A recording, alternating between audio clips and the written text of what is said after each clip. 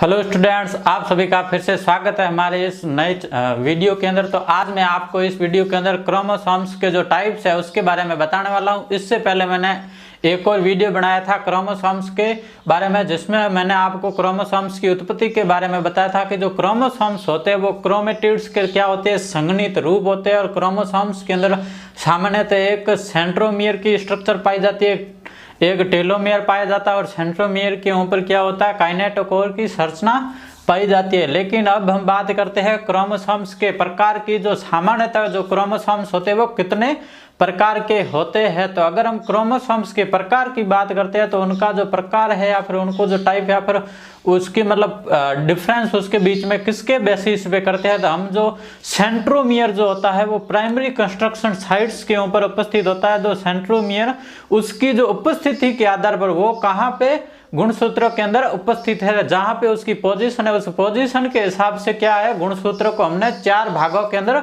बांटा है। तो हमने किसके आधार पर गुणसूत्रों को बांटा है, सेंट्रोमियर की पोजीशन के आधार पर। तो इसके अंदर सबसे महत्वपूर्ण चीज हो जाएगी कि क्रोमोसोम्स का अगर हम बांटने के आधार की बात करें या फिर इसके जो 4 प्रकार की बात करें तो ये किसके कारण होता है, सेंट्रोमियर की जो क्या है पोजीशन।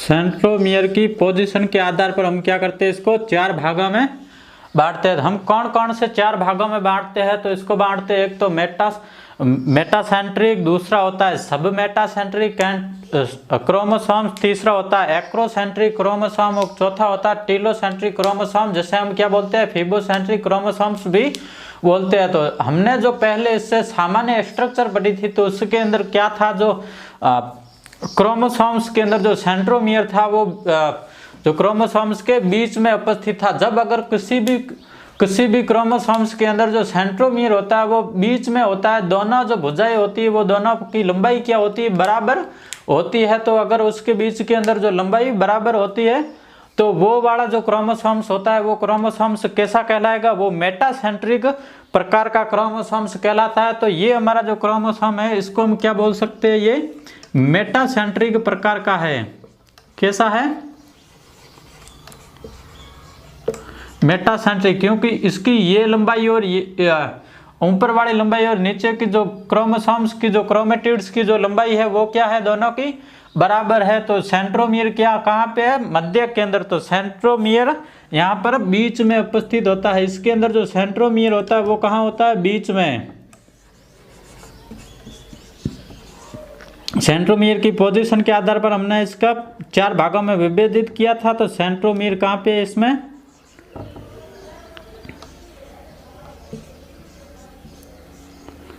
सेंट्रोमियर बीच में होता है।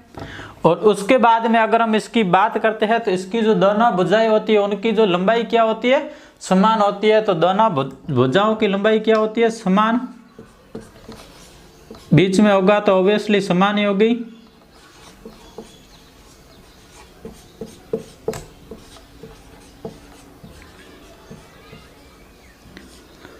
उसके बाद में जो इन 2 भुजाएं होती है, इन भुजाओं का क्या करते हैं, हम एक अनुपात निकालते हैं, उससे हम क्या बोलते हैं, सामान्यतः आर्म रेशियो बोलते हैं। तो इसके अंदर दोनों भुजाओं की जो अनुपात है वो भी क्या होगा, समान होगा। तो इसका जो आर्म रेशियो होगा मेटासेंट्रिक का, तो वो आर्म रेशियो हमारे आएगा 1 आएगा। तो इसका जो आर्म रेशियो क्या होगा, 2 भुजाओं के बीच के अनुपात को हम क्या बोलते हैं, आर्म रेशियो। तो इसका जो आर्म रेशियो क्या होगा, 1 होगा। क्यों होगा, क्योंकि ये दोनों क्या है, आपस में समान है। तो इसका आर्म रेशियो होगा 1। फिर हम अगर बात करते हैं उसके बाद में इसकी आकृति की, तो ये गुणसूत्र जो होते हैं आपस में क्या होते हैं, आकर्षित होते हैं। आकर्षित होने के बाद में ऐसी संरचना बनाते हैं। तो बीच में तो क्या मेटासेंट्रिक, लेकिन ऐसी संरचना बनाते हैं। तो इसका जो आकृति कैसी हो जाएगी, इसकी आकृति वी शेप आकृति हो जाती है। किसकी, मेटासेंट्रिक की तो वी शेप हो जाता है। तो उसके बाद में हमने किसके बारे में पढ़ लिया, मेटासेंट्रिक के बारे में। फिर अगर हम बात करें सेंट्रोमियर के आधार पर इसका विभाजन करते हैं तो सेंट्रोमियर जो होता है वो अगर सेंट्रोमियर मध्य से बीच की जगह से थोड़ा सा क्या होता है, घिसक कर ऊपर चला जाता है थोड़ा सा, तो एक जो क्रोमेटिड जो होते हैं उसकी जो एक भुजा तो क्या हो जाती है, छोटी हो जाती है, और एक भुजा क्या हो जाती है, बड़ी हो जाती है। तो इनके बीच के अंदर हो जाता है तो एक भुजा, तो मेटासेंट्रिक मिटा रहा हूं अभी। ये स्ट्रक्चर है आपके मेटासेंट्रिक की। उसके बाद में दूसरी स्ट्रक्चर जो होती है उससे हम एक तो क्या हो गई, भुजा छोटी है और एक भुजा क्या है, बड़ी। ये भुजा तो क्या है, छोटी, और ये भुजा थोड़ी उससे क्या हो गई, बड़ी। ये मेटासेंट्रिक से थोड़ा सा क्या है, डिफरेंट है, तो इसको हम क्या बोलेंगे, इसको हम बोलेंगे सब मेटासेंट्रिक। इसको हम क्या बोलेंगे, सब मेटासेंट्रिक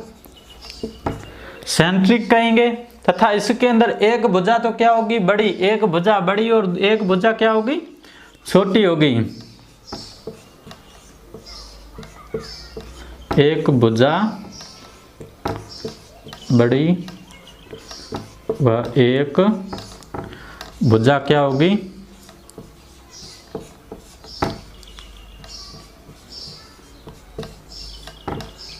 एक भुजा क्या होगी, बड़ी, और एक भुजा होगी छोटी। और अगर हम इसकी आकृति की बात करते हैं तो एक भुजा तो थोड़ी सी छोटी होगी, तो थोड़ी सी क्या होगी, आकर्षण के कारण हल्की सी झुक जाएगी, तो इसकी जो आकृति हो जाएगी वो कैसी हो जाएगी, इसका जो शेप कैसा हो जाएगा, एल शेप हो जाएगा। इसकी अगर आकृति की बात करें तो ये सामान्यतः थोड़ा सा झुक के कैसा बनाएगा, एल शेप बनाएगा। क्या बनाएगा, एल शेप बनाएगा। किसके अंदर, ये तो हो गया हमारे सब मेटासेंट्रिक के अंदर। सब मेटासेंट्रिक के अंदर जो सेंट्रोमियर होते हैं वो थोड़े से मध्य से दूर होते हैं। और ये जो क्रोमोसोम्स के जो प्रकार है ये नीट के पॉइंट ऑफ व्यू से इंपॉर्टेंट है, तथा यहाँ से नीट 2016 के अंदर और AIPMT 2014 के अंदर यहाँ से डायरेक्ट क्वेश्चन पूछे गए थे। और वहाँ पे इन्होंने इसके जो प्रकार के अंदर मेटासेंट्रिक और सब मेटासेंट्रिक के बीच में जो अंतर थे ऐसा ही क्वेश्चन पूछा था। ये तो किसका था, सब मेटासेंट्रिक का। फिर हम बात करते हैं इसके बाद में एक और आता है एक्रोसेंट्रिक। तो एक्रोसेंट्रिक के अंदर क्या होता है, जो सेंट्रोमियर जो सिरे होते हैं वो एक साइड या फिर एंड के क्या होते हैं, पास में हो जाते हैं, एक साइड थोड़ा ऊपर घसक जाते हैं, तो एक सिरा जो हो जाता है वो क्या हो जाता है, बिल्कुल उसकी भुजा जो छोटी हो जाती है, एक छोटी भुजा हो जाती है और एक भुजा क्या हो जाती है, बड़ी भुजा हो जाती है। तो छोटी भुजा को हम क्या बोलते हैं, पी आर्म कहते हैं। क्या कहेंगे उसको, उसका नाम दे दिया क्या, पी आर्म। और जो बड़ी भुजा होती है उस बड़ी भुजा का नाम हम क्या देते हैं, क्यू आर्म। ये भुजा कैसी हो गई, छोटी हो गई, ये भुजा कैसी हो गई, बड़ी हो गई। तो ये दोनों किसके अंदर होते हैं, ये वाला ये होता है एक्रोसेंट्रिक के अंदर। किसके अंदर, एक्रोसेंट्रिक क्रोमोसोम्स के अंदर होता है। इसके अंदर जो ये एक भुजा तो क्या है, बड़ी, एक भुजा क्या है, एक भुजा बहुत बड़ी हो जाती है। कैसी हो जाती है, एक भुजा बहुत बड़ी और एक भुजा क्या हो जाती है, छोटी हो जाती है। अगर हम इसके अंदर आर्म रेशियो की बात करें, इसका जो अगर अनुपात की बात करें तो क्रोमोसोम्स के अंदर जो आर्म रेशियो अगर किसी के अंदर सर्वाधिक होता है तो वो किसके अंदर होता है, एक्रोसेंट्रिक के अंदर। तो इसके अंदर जो आर्म रेशियो जो क्या होगा, वो सर्वाधिक। तो दूसरा इसके अंदर लिखेंगे कि सर्वाधिक आर्म रेशियो इसमें होता है, सर्वाधिक आर्म रेशियो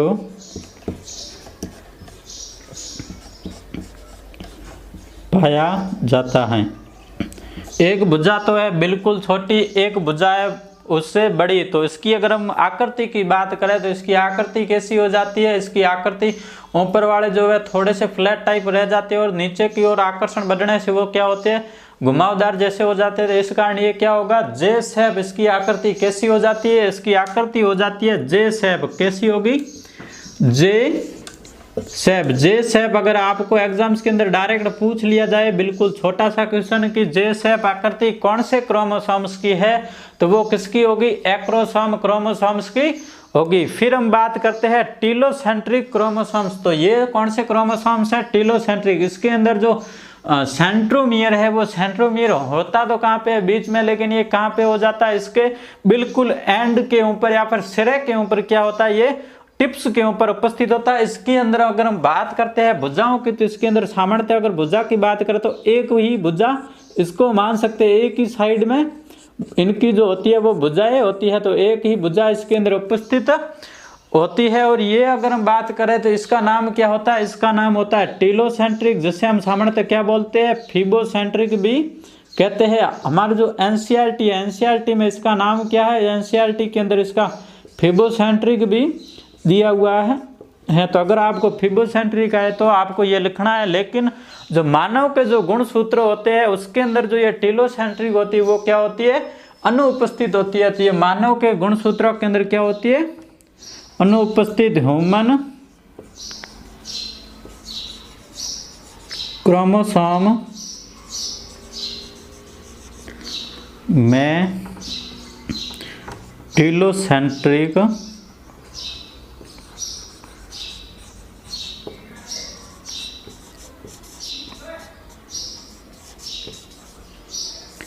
उपस्थित।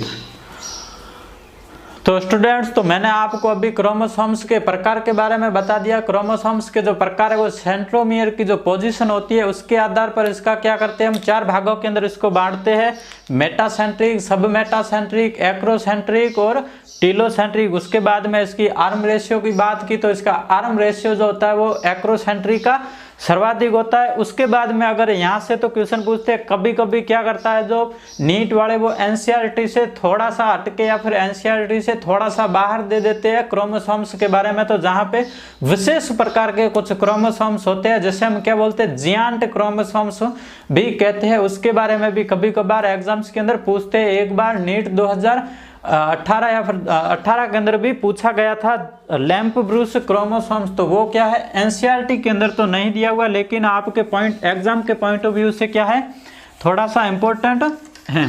क्रोमोसोम्स के बारे में अगर बात करते हैं तो विशेष प्रकार के क्रोमोसोम्स में एक तो होता है सैलिवरी ग्लैंड क्रोमोसोम्स या फिर पॉलीटिन क्रोमोसोम्स, और दूसरा अगर क्रोमोसोम्स होता है तो लैम्प ब्रूस। तो लैम्प ब्रूस के बारे में नीट के अंदर पूछा भी गया, तो ये आपका क्या क्वेश्चन रिपीट भी हो सकता है। इस दोनों को क्या करना, आपको ध्यान से पढ़ना है अभी और ध्यान से इसको नोट भी करते जाना है साथ के साथ में। तो सैलिवरी ग्लैंड क्रोमोसोम्स जो होते हैं उसे हम क्या बोलते हैं, पॉलीटिन क्रोमोसोम्स भी कहते हैं। तो एक बल्बी यानी वैज्ञानिक थे, उन्होंने क्या किया, डिप्टोरिन कीट थे, डिप्टोरिन कीट का जो एक कायरोनोमस लार्वा था, उन लार्वा के अंदर इस गुणसूत्र की क्या की थी, इन्होंने खोज की थी। तो इसके गुणसूत्रों के अंदर जो क्रोमेटिड्स की जो संख्या होती है वो क्या होती है, सबसे अधिक होती है। संख्या क्या होती है, अधिक होती है। संख्या अधिक होने के कारण इसको हम क्या बोलते हैं, पॉलीटॉइन गुणसूत्र भी कहते हैं। तो इसके अगर अधिक क्रोमेटिड्स की संख्या का कारण क्या होता है, इसके अंदर क्या होता है, एंडो डुप्लीकेशन पाया जाता है या फिर एंडोमाइटोसिस होता है। तो इसने क्या किया, फर्स्ट जो है सैलिवरी ग्लैंड वाला,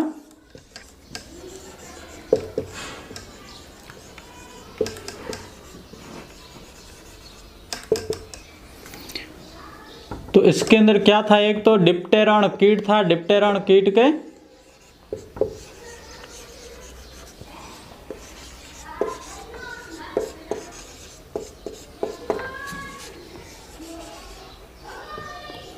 कायरोनोमस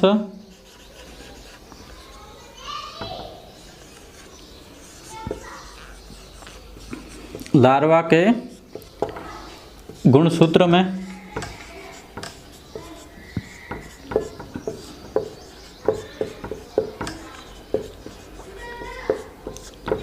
देखा। इसके अंदर क्या होते हैं, क्रोमेटिड्स जो होते हैं, क्रोमेटिड्स क्या करते हैं, भुजाओं का निर्माण करते हैं। मतलब इसके अंदर भुजाएं क्या होगी, ज़्यादा। क्रोमेटिड्स की संख्या क्या होती है, वो होती है ज़्यादा, सबसे ज़्यादा होती है किसके अंदर, कायरोनोमस लार्वा के अंदर संख्या क्या होगी। अधिक, क्रोमेटिड्स की संख्या अधिक होती है, इस कारण इसे हम क्या बोलते हैं, पॉलीटिन भी कहते हैं। इसे क्या कहते हैं? और पॉलीटिन नाम किसने दिया था? कोलर नाम के एक वैज्ञानिक ने। इस कारण इसे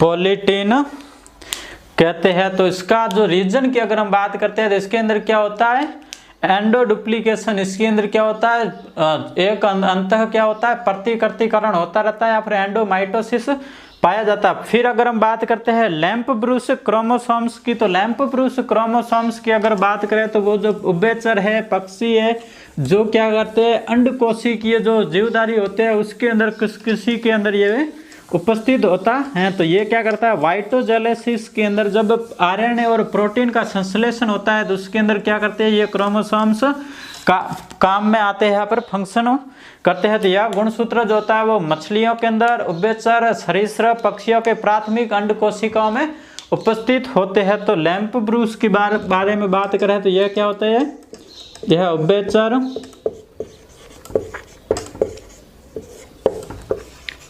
मछलियों,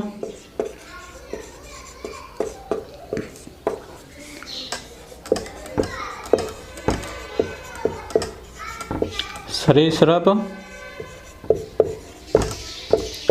आदि की क्या होते हैं, अंड कोशिकाओं में उपस्थित, आदि की अंड कोशिकाओं, जिसे हम क्या बोल सकते हैं, एग सेल्स कहते हैं, अंड कोशिकाओं में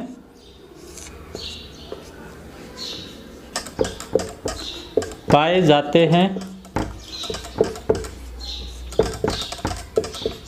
अगर हम इसकी क्या करते हैं, कार्य की बात करते हैं तो वाइटलोजेनेसिस के दौरान सक्रिय आरएनए और प्रोटीन संश्लेषण करते हैं। तो लैंप ब्रूस का कार्य क्या है,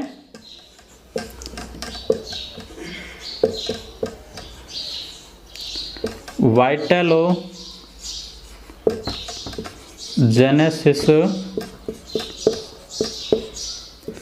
के दौरान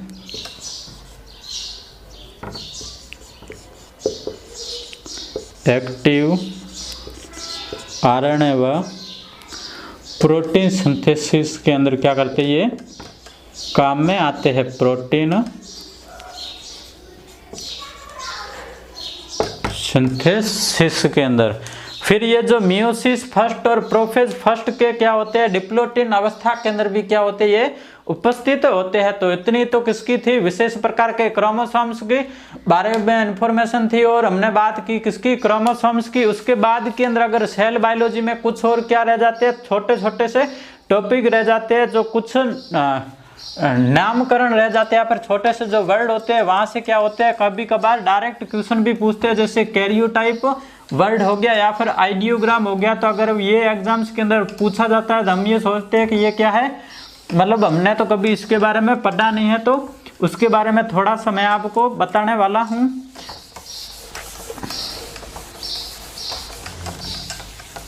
तो जो कैरियोटाइप्स होते हैं वो क्या करते हैं, कोशिकाओं के जो कुल गुणसूत्र होते हैं, कुल गुणसूत्रों की क्या करते हैं, पिक्चर जो होती है उसका क्या करते हैं, अगर किसी के अंदर अध्ययन होता है तो वो किसके अंदर होता है, कैरियोटाइप्स के अंदर। कैरियोटाइप्स के अध्ययन करके हम क्या करते हैं, गुणसूत्रों की संख्या के बारे में जानते हैं, गुणसूत्रों के अंदर कितनी भुजाएं पाई जाती है, सेंट्रोमियर की स्थिति कहाँ पे, और द्वितीयक संकीर्णन क्षेत्र जो होते हैं, जो सैटेलाइट क्रोमोसोम्स होते हैं, जैसे 13वें, 14वें, 15वें और 21वें और 22वें गुणसूत्र पर क्या होते हैं, ये उपस्थित होते हैं। तो इनकी क्या करते हैं, हम सूचना ज्ञात करते हैं किसके अंदर, कैरियोटाइप्स के अंदर। फिर अगर हम बात करते हैं आइडियोग्राम्स की, तो गुणसूत्रों का जो क्या होता है, चित्रात्मक विवरण होता है बढ़ने से घटते के क्रम के अंदर, तो वो किसकी करते हैं, हम आइडियोग्राम्स के अंदर बात करते हैं। फिर अगर हम बात करते हैं उसके बाद में एक और शब्द आता है सेल इंक्लूजन।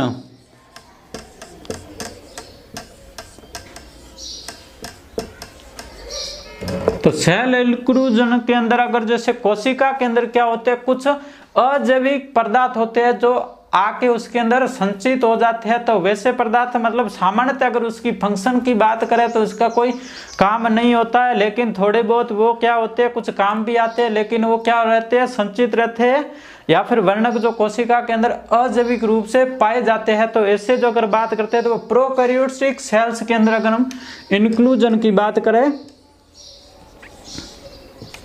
कोशिकाएं सेल्स दो प्रकार की होती है, एक तो प्रोकैरियोटिक और दूसरी होती है यूकैरियोटिक। तो प्रोकैरियोटिक जो कोशिका होती है उसके क्या होते हैं, अगर हम इंक्लूजन की बात करते हैं तो इसके अंदर एक तो क्या पाया जाता है, फॉस्फेट कण पाए जाते हैं। क्या पाया जाता है, एक तो फॉस्फेट कण, दूसरा ग्लाइकोजन कण और तीसरा क्या होता है इसके अंदर, गैस वैक्यूल।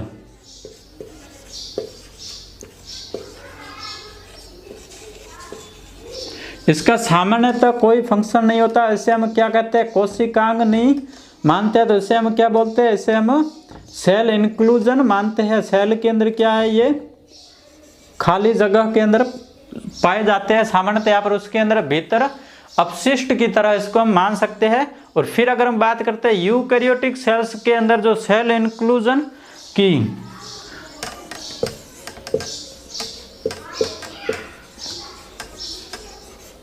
यूकैरियोटिक में कोशिका के अंदर क्या होगा, सेल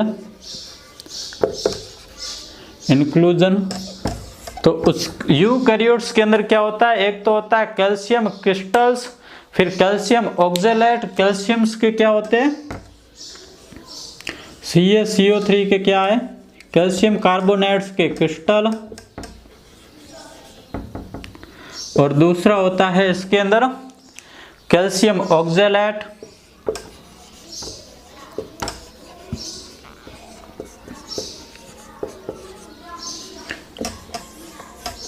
तीसरा एक जो मक्के का पौधा होता है, मक्के के जो बीज होते हैं उसके ऊपर क्या पाई जाती है, एल्यूरॉन परत पाई जाती है। वो भी क्या है, एक सेल इंक्लूजन का क्या है, भाग है, सेल इंक्लूजन का प्रकार है। जो स्टार्च कण पाए जाते हैं, हम जो स्टार्च कण पढ़ते हैं, छोटे छोटे क्या होते हैं, बूंदक पाए जाते हैं स्टार्च के, वो भी क्या होते हैं, सेल इंक्लूजन होते हैं। ये किसके अंदर होते हैं, यूकैरियोटिक कोशिकाओं के अंदर। जो यूकैरियोटिक कोशिकाओं के अंदर अगर हम बात करें, पादपों के अंदर क्या होते हैं, सामान्यतः सेल इंक्लूजन पाए जाते हैं। तो जो कैल्शियम क्रिस्टल्स होते हैं हम क्या बोलते हैं, जैसे सिस्टेलिथ भी कहते हैं, वो रबर और फाइकस के अंदर उपस्थित होते हैं। कैल्शियम ऑक्जेलेट्स के भी क्रिस्टल होते हैं जो पिस्टिया तथा आइकोनिया के अंदर उपस्थित होते हैं। फिर हम बात करते हैं एल्यूरिन 3N की, तो जो कहाँ पे होते हैं, मक्के के बीज के अंदर होते हैं। और प्रोटीन आवरण या फिर भ्रूणपोष को ये क्या करता है, ढक के रखता है। तो एल्यूरॉन्स के बारे में कई बार एग्जाम्स के अंदर पूछा भी गया है। एल्यूरॉन्स क्या है, मक्के के ऊपर की बाहरी